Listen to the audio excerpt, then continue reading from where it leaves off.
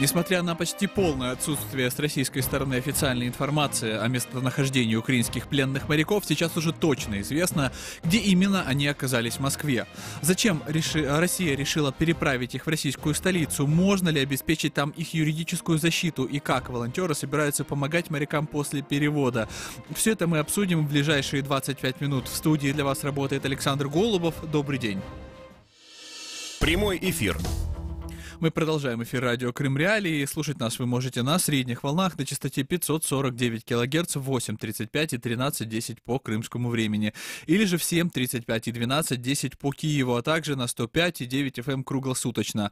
Напомню, что бесплатный телефон прямого эфира для крымчан — это 8 810 06 926. Повторюсь, 8 810 06 926. Номер телефона для жителей материковой Украины 044 490 31 18. Тема дня. Напомню, что украинских военнослужащих, захваченных ФСБ в Черном море и арестованных в Симферополе, перевозят из Крыма в один из следственных изоляторов Москвы. А об этом сообщает информагентство ТАСС со ссылкой на российскую полномоченную по правам человека в Крыму Людмилу Лубину. Однако официальной информации от российской стороны относительно точного местонахождения моряков до сих пор нет. Об этом заявил 1 декабря министр иностранных дел Павел Климкин. Также министр иностранных дел Украины сообщил, что российский адвокат Николай Полозов будет координировать работу международно-правовой позиции группы адвокатов с целью освобождения захваченных ФСБ украинских моряков.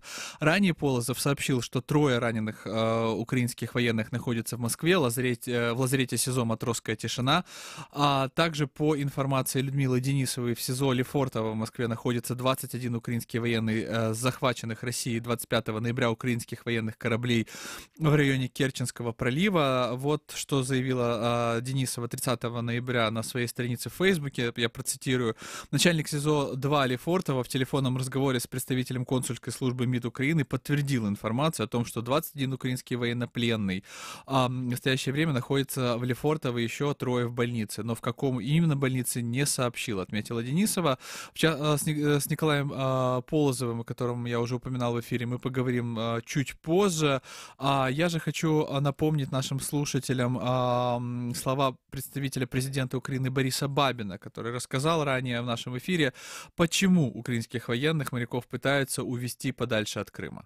Ця ситуація була дуже прогнозована. З самого початку були дзвіночки, що їх перевозять в державу-агресор, бо Крим все ж таки не дуже зручний для росіян в цих питаннях, бо там є велика кількість, значна кількість не просто громадян України, а зорганізованих громадян України. І це певне волонтерство, це і правозахисний рух. І воно все включилося, як можливо ви знаєте, ці дні. І для росіян якась картинка, яку вони хотіли намалювати, який, знаєте, там парад ненависті, чи там якісь там щирі каяття наших хлопців, все це не вдалося по большому рахунку. Тобто, по-перше, їм не вдалося зламати більшість членів наших екіпажів військовополонених, а з іншого боку, вони мають для себе дуже негативну, як то кажуть, картинку їх підтримки суспільством. Вот такая достаточно, как оказывается, вот такая поддержка крымчан украинским морякам и стала одной из причин перевода их в Москву. По крайней мере, в этом уверен представитель президента Украины Борис Бабин в Автономной Республике Крым. С нами сейчас, на связи сейчас заместитель главы Меджлиса крымско-татарского народа Ахтем Чийгоз. Ахтем, здравствуйте. Добрый день. Благодарю, что связались с нами. Вот господин Бабин говорит о том, что поддержка была достаточно такой яркой и заметной. Вы соглашаетесь с такой оценкой Бабина? Тут, конечно, некоторые факторы все имели место быть. И в том числе, как я разговаривал с одним из своих адвокатов в Крыму, отсутствие следователя по морскому праву, по военному праву. Но я думаю, что могли бы и командировать в Крым такого, если надо было. Но, думаю, основным фактором является то, что подобного рода заключенных, как мы знаем по опыту, в ближайшее время стараются перенаправить в Москву для того, чтобы более изолировать. Вот когда вопрос касается более такой полной изоляции, тогда да. Потому что мы сразу наладили помощь, мы сразу связались и с тюрьмой, и имели возможность туда войти, и это понятно было уже на протяжении 4 лет, как это все достаточно некомфортно, мягко говоря, себя чувствуют начальство, оккупанты, коллаборанты, следователи, прокуроры. Наш такой вот активный иск на них, он мог быть одним из факторов того, что перевели в Лефортово. Но мы в Лефортово добрались, как вы знаете, наши ребята под стенами Лефортово. Мы сейчас группируем общественность Москвы, я имею в виду вот ту, которая претендует быть диссидентами, правозащитниками. Именно в такое время они должны показать, что они привержены принципам борьбы за свободу слова, за свободу жизни, и, в общем-то, все ценности прав человека. Ахтем, вот у нас в студии есть звонок от слушателя. Я предлагаю выслушать его, попытаться ответить на его вопросы. Здравствуйте, вы в эфире. Представьтесь, пожалуйста. Здравствуйте, Александр Голубев, все, кто слушает 549 кГц. Вот, у меня к уважаемому гостю такой вопрос. С какими правозащитниками вам удалось в Москве пообщаться? И вот вы сейчас только сказали, что вы хотите к общественности обратиться и к людям, которые имеют иные взгляды, чем так называемое наше большинство. С какими вам уже людьми удалось встретиться? И самое главное, что меня интересует, в каком состоянии ребята, вот те, которые были ранены и которые не ранены, вообще как их самочувствие такое внутреннее, вот. А вам удачи, это я имею в виду вашему гостю. Александр, благодарю вас за ваши вопросы. Напомню, что по словам украинского министра иностранных дел Климкина, заниматься юридическими вопросами будет российский адвокат Николай Полозов. Чуть позже он будет в нашем эфире. Но вот сейчас я спрошу Ахтема Чайгоза, вот кто действительно поддерживает украинских моряков? Есть ли какие-то организации, или это, скажем так, достаточно широкий фронт общественности российской? Нет, конечно, есть ребята, люди, группы. И пусть их немного, но в конце концов и эта акция первая такая. Думаю, что может это послужит дальше таким фактором и для москвичей. В данном случае речь идет о координации деятельности Полозова, и есть там журналистка Ивлева, а также Хельсинская группа по правам человека. Поэтому несколько фамилий мне назвали наши ребята, но Подребинник сейчас активно этим занимается, участвует в этих процессах. То есть, в принципе, если свяжется с Николаем, он сейчас там в центре событий, и он более подробно может рассказать. Ахтем, что ж, благодарю вас за ваши ответы. Напомню, мы беседовали с заместителем главы Меджлиса крымско-татарского народа Ахтемом Чайгозом.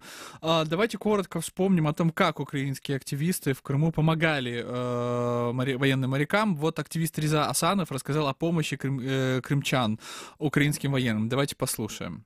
Недавно кто-то мне в комментах написал: «Украинцы, вы где?». А сейчас обычный украинец передал 44 пары кроссовок. Мы ему передали размеры обуви абсолютно новые. Мы приняли решение покупать все ребятам новые. Они достойны этого. Поэтому я приношу извинения всем, кто предлагает бэушные хорошие вещи. Я извиняюсь, я переговорю. А все-таки пусть у них будет все новое. Также активисты собирают еду. Давайте послушаем, как они об этом рассказывают. Кава, яблуки, цибуля, згущенка, печиво, цукор. Ну, стандартний набір продуктів, які беруть в Сімферопольському СІЗО. Люди зібралися тут, щоб зібрати передачу, найближчим часом передати хлопцям, морякам нашим українським, щоб якось забезпечити першим, що їм необхідно там поїсти, там трохи там одягнутися. Одной из причин такого решения помогать морякам кое-кто называет и патриотические чувства. Давайте послушаем. Я патриот своей родины. Ребята, которые украинцы, они тоже патриоты своей родины. А Крым – это Украина. Это говорит все мировое сообщество. А также активист Нариман Джелял рассказывает, как происходит подготовка передачи всего необходимого в СИЗО и насколько вообще перевод повлиял на возможность передать эту помощь. Давайте послушаем. Вы можете видеть, за моей спиной активисты расфасовывают все закупленное для 24 украинских моряков, которые были пленены несколько дней назад пограничными войсками ФСБ Российской Федерации. В самый разгар подготовки, когда мы строили планы на завтра, чтобы передать ребятам в Симферопольское СИЗО эти передачи, мы узнали, что всех их уже переправили в Москву. Это никак нас не останавливает. Мы сейчас анализируем ситуацию и будем принимать решение, как теперь туда, в Москву, передать им эти собранные пакеты. Мы объявили в первый день, когда начались суды по избранию меры пресечений, сбор помощи. Люди приносили кто вещи, кто продукты и так далее. К концу дня я попросил продукты не передавать. Только продукты. Почему? Потому что очень жесткие условия, какие продукты и в каком виде можно передавать в исправительные и следственные учреждения, в данном случае в СИЗО. Чтобы не объяснять каждому человеку, как, в каком виде нужно, проще оказалось, что люди могут перечислять деньги. Суммы перечислений разные, от 50-100 гривен до 10 тысяч гривен передавали на руки, кто-то больше, меньше и так далее, и так далее. Так будет проще, потому что среди нас есть люди, которые хорошо знают, что принимают в СИЗО, организовывали передачу уже не для одного политического заключенного, и они нас проконсультируют всех, работая вместе с нами здесь даже на данный момент, проконсультируют, что, как и правильно сделать. Конечно же, мы уже связались с нашими коллегами, партнерами, друзьями в Москве и в Санкт-Петербурге. Там есть люди, поддерживающие нас, наши инициативы, и украинских моряков, конечно же, тоже. Совместно мы уже держим руку на пульсе, я думаю, и даже там не оставим. И если даже у властей была мысль забрать украинских ребят в более изолированное место, потому что многие не ожидали такого всплеска помощи, которую захотели жители Крыма оказать украинским морякам, мы и там их достанем, и в Москве, поэтому пусть не переживают, активность не спадет, мы обязательно будем помогать. Вот так рассказывал Нариман Джелял о подготовке передачи всего необходимого в СИЗО украинским морякам. Сейчас уже известно, что активисты приехали в Москву, чтобы передать военным в Лефортово собранные на полуострове вещи и продукты. Об этом он уже рассказал, в том числе и СМИ. Напомню, что в Москве и в Санкт-Петербурге прошли массовые, не массовые, акции протеста, которые выступали против захвата украинских военных, против их переправки в Москву, требовали признать от российских властей их военнопленными, а не нарушившими российское законодательство. И вот сейчас с нами на связи Борис Захаров, внешний консультант Украинского Хельсинского союза по правам человека. Борис, здравствуйте. Здравствуйте. Вот смотрите, некоторые российские даже активисты требуют, не только украинская власть, требует признать их военнопленными. Вот с точки зрения международного права, насколько, в принципе, справедливо считать украинских моряков, которые пытались прийти через Керченский пролив и которых захватила ФСБ, именно военнопленными? С точки зрения международного гуманитарного права, они, безусловно, имеют статус военнопленных. Россия просто игнорирует и грубо нарушает международное гуманитарное право, так же, как и права человека. То есть это, возможно, есть какие-то статьи, вот какие критерии понимания того, что вот человек военнопленный? Если его военные одной стороны захватили, военного одной стороны захватили военные другой стороны, по дефолту это значит, что человек военнопленный? По дефолту, естественно, если происходит в это время, если происходит открытая агрессия и международный вооруженный конфликт. Но Россия же всегда отрицает вооруженный конфликт. Она говорит, что войны нету, а вот просто заблудились украинские моряки. Дело в том, что как конфликт не назовешь, а он имеет статус международного вооруженного конфликта, когда корабли под флагом одного государства атакуют корабли другого государства, еще и в нейтральных водах за пределами 12-мильной зоны. от оккупированной территории, которая уже признана оккупированной всеми международными организациями, и ООН и так далее и тому подобное. И Россия как государство-оккупант несет за нее ответственность, а офис прокурора МКС, Международного криминального суда, МУС, Международного уголовного суда, признал этот конфликт международным вооруженным конфликтом, так как государство одно оккупировало часть территории другого государства. Поэтому тут никаких вопросов быть не может, абсолютно. Россия может игнорировать и не признавать очевидные вещи, так же, как игнорирует право в принципе, в том числе и свое собственное, и законодательство, и право, и нарушает и моменты юрисдикции, и так далее, и тому подобное, но от того, что Россия так делает, факт не перестает быть фактом. Не может быть, в данном случае даже не может быть декількох тлумачень. Борис, а вот, насколько я понимаю, еще одно нарушение международного права, опять-таки, по словам некоторых правозащитников, факт этапирования. То, что их вывезли и посадили в одиночные камеры. Это тоже нарушение Женевской конвенции. А что именно вот в данном случае было нарушено? Ну вот не кроме там документов. Есть какая статья именно? Есть совершенно четкие, какая статья, я вам сейчас не подскажу. Это надо заглянуть. Но есть совершенно четкие критерии обращения с военнопленными в соответствии с Женевскими конвенциями, по которым Россия нарушает права наших моряков по нескольким статьям. Их не имели права ни вывозить, ни содержать в одиночных камерах. Во-вторых, тут есть еще такой момент, что они не предоставляют никакой информации о состоянии здоровья раненых.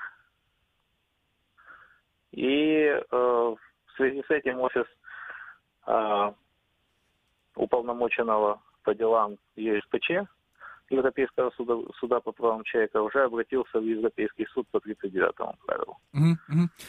Кстати, вот по поводу этого именно ЕСПЧ, насколько возможно решение суда в ближайшее время? Там же, я так понимаю, экстренная процедура сейчас фактически. Да, это экстренная процедура, они запросили информацию в России, и в ближайшее время тут Россия должна отреагировать, предоставить информацию. Если не будет предоставлено, то суд, очевидно, примет решение о срочных мерах. А какими могут быть эти меры, вот теоретически хотя бы? Ну, вы понимаете, суд может обязать Россию дать доступ к врачам, адвокатам и так далее и тому подобное, уточнить полностью всю информацию о состоянии здоровья. Но суд, он говорит, заявляет о нарушениях определенных прав и требует срочных мер, если человеку что-то может угрожать. Но решение по сути, нарушение статей и так далее, суд принимает в течение очень длительного времени. Я думаю, что эта ситуация будет политическими методами решаться значительно быстрее, чем правовыми. Я понял. Что ж, Борис, благодарю вас за ваши ответы. Напомню, мы беседовали с внешним консультантом Украинского Хельсинского союза по правам человека Борисом Захаровым. Буквально через секунду с нами на связи будет российский адвокат Николай Полозов, который обладает последней информацией о состоянии украинских моряков, ну, по крайней мере, то, что можно получить от российских властей. Напомню, что в студии радио Крым Реалии мы работаем не только утром, но и вечером, и в нашем вечернем эфире все самые важные новости дня, в том числе и о состоянии и о том, что известно об украинских моряках. Давайте не забывайте о том, что мы работаем и вечером. Вечер. Лучшее время, чтобы узнать главные события дня. С понедельника по пятницу в 19:30. Крымский вечер на радио Крым Реалии. Мы же продолжаем эфир радио Крым Реалии, и к нашей беседе присоединяется российский адвокат Николай Полозов. Николай, здравствуйте. Здравствуйте. Вот буквально 2 часа назад вы опубликовали пост в Фейсбуке о том, что о текущей ситуации в СИЗО Лефортово. То есть я предлагаю, я не буду даже перечитывать его, лучше могли бы рассказать слушателям вот от первого лица, что известно сейчас о происходящем с моряками, что им инкриминируют и вообще какая есть возможность общаться с ними или со следователями. Да, ну, что касается текущей ситуации, известно следующее. Доступ в СИЗО Лефортово адвокатам мне лично не открыт. Я подал утром заявление на имя начальника СИЗО, до сих пор никакой реакции нету. Кроме того, на текущий момент неизвестно, кто является следователем по делу или руководителем следственной группы, и доставлены ли материалы дела из Крыма в Москву. Я обратился с заявлением в Следственное управление ФСБ, там отказались принимать это заявление, сказали, что подать его можно в общий приемный ФСБ на Лубянке. И в течение сегодняшнего дня, естественно, это заявление туда подам. Кроме того, известно о том, что всем 24 военнопленным предъявлено обвинение по части 3 статьи 322 Уголовного кодекса Российской Федерации, которая предусматривает до 6 лет лишения свободы. И, конечно, совершенно очевидно нежелание российских властей допускать адвокатов в СИЗО. Совершенно четко ощущается препятствование в осуществлении адвокатской деятельности и проведении защиты. Но, по всей видимости, эта пауза может выдерживаться неопределенное время. Здесь все зависит исключительно от решения следователя, имя которого мы до сих пор не знаем, потому что именно следователь дает разрешение на проход в СИЗО. Я понял. Николай, вот недавно уполномоченная Верховной Рады Украины по правам человека Людмила Денисова заявила, что получила информацию от Москаляковой о том, что происходит с ранеными моряками. Вот по словам Денисовой, я просто процитирую прямо. Члены ОНК посетили 3 украинских моряков, которые содержатся в медицинском подразделении «Матросской тишины». Их лечение проходит нормально. На следующей неделе их посетит уполномоченный по правам человека в Москве, а также уполномоченный по правам человека в России Москалькова, отметила Денисова. Вот, Николай, что-то, может быть, вам известно о том, в каком состоянии находятся раненые моряки? Потому что лечение проходит нормально. Это, конечно, такая хорошая формулировка, но непонятно, что с ними случилось, как они ранены и как их лечат.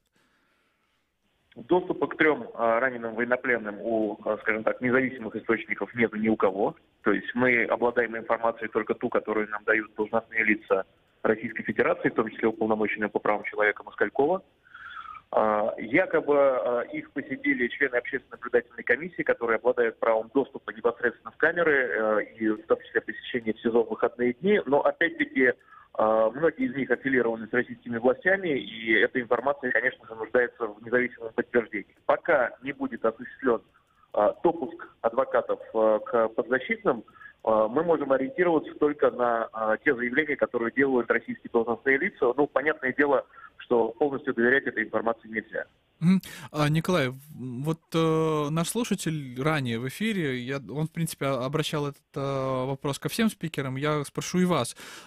Вот кроме вас, кто из российских общественных активистов, юристов, правозащитников, политиков сейчас помогает украинским морякам или выступает в их поддержку? Вот насколько, в принципе, эти моряки могут рассчитывать на юридическую помощь не только от вас, но и от других россиян? Ну, что касается юридической помощи, то в настоящее время я формирую команду адвокатов, которая будет осуществлять защиту всех 24 военнопленных. До конца сегодняшнего дня я принимаю заявки от адвокатов, включаю их в список. Завтра в Киеве будет проведено совещание рабочей группы межведомственной, на которой будет произведен отбор кандидатов в эту команду. И, соответственно, после этого утверждения с адвокатами будет заключено соглашение, они смогут подключиться к работе. Что касается общественников, ну, понимаете, здесь в России ситуация совсем тяжелая в плане какой-то общественной деятельности. Она очень сильно задавлена государством, тем более, когда вопрос касается Украины. Но вместе с тем есть неравнодушные люди, которые, в том числе из оккупированного Крыма, приехали, привезли вещи, которые там собрали, крымско-татарские активисты.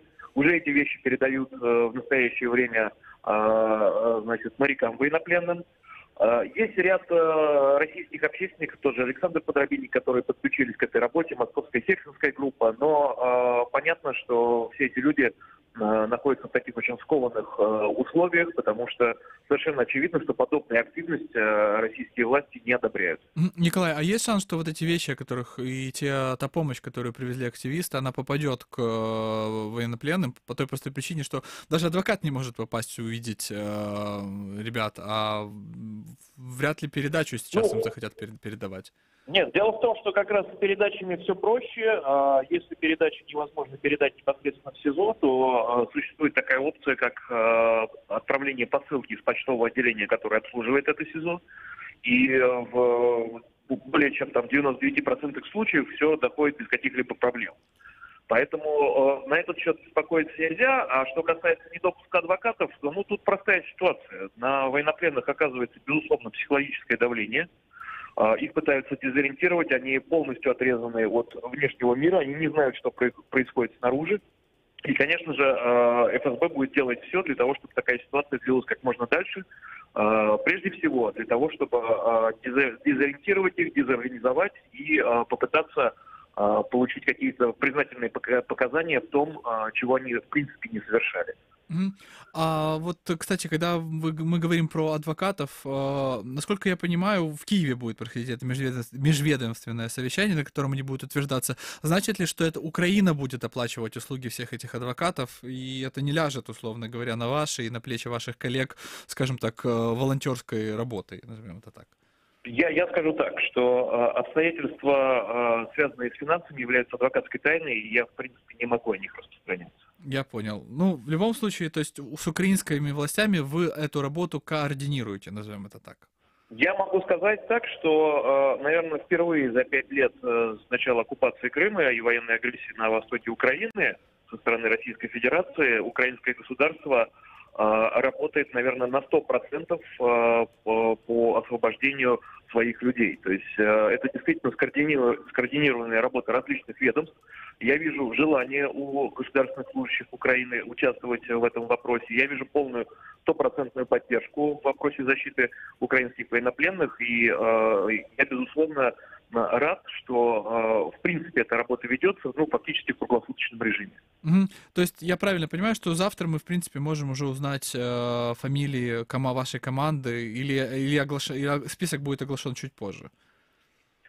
Деталей я пока не могу сказать. В любом случае, работа ведется настолько быстро, насколько это возможно.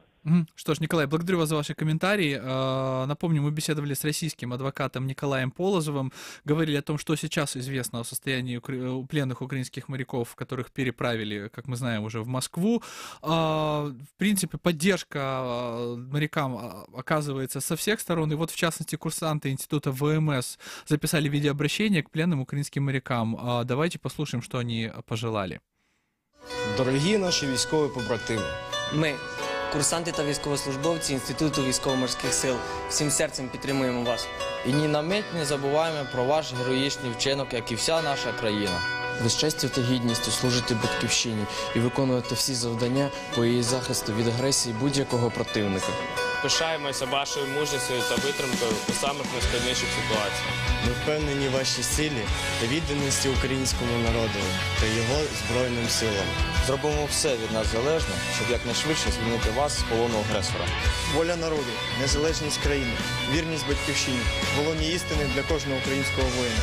Клянемось разом з вами захищати нашу землю, нашу рідну, єдину, незалежну Україну. Ми всі разом. Правда за нами, а значить і перемога.